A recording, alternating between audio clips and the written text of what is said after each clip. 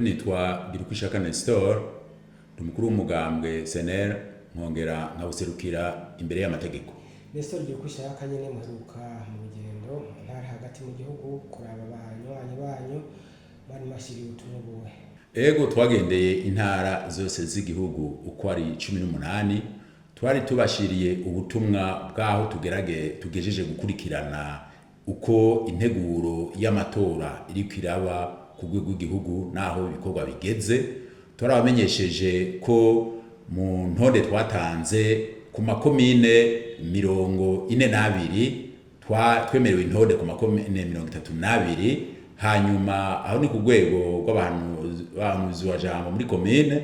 Mu rwego rw'abashinga amateka naho twaremerewe intonde mu ma province yose 5 y'igihugu.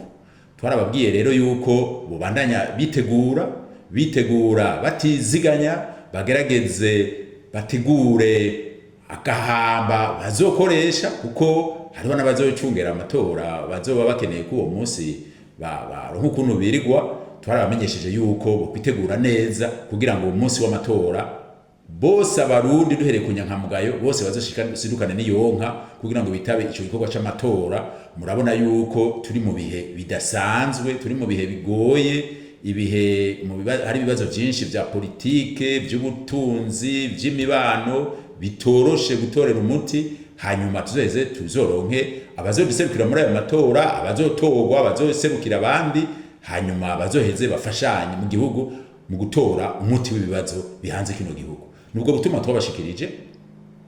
Ubutumwa muraba boba babwakiriye gute?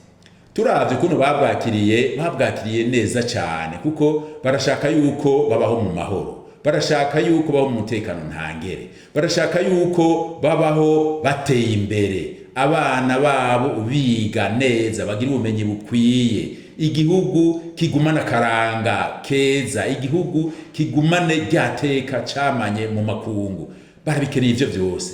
Bafise rero ishaka ridasanzwe, baravye turiteze yuko bazosidukana n'iyonka atanu bazosigara inyuma mu matora twemirije 2025 mu kwa gatandatu.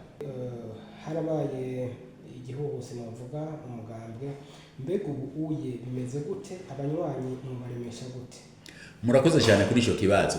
Nkuko mubivuze, kuva mu mwaka wa 2022 gushika muri uyu mwaka turangije 2024, umugambwe CNL waraciye mu bibazo bidasanzwe. Harabaye igihuhusi gifatiye ku bari barongoye umugambwe batavyifashemwo neza kugira ngo batorere umuti ibibazo inyankamugayo zari zifise. Niho havuye hategekanywa ikoraniro kaminuza ridasanzwe mu kwezi kwa gatatu mu mwaka uheze muri Ntwarante.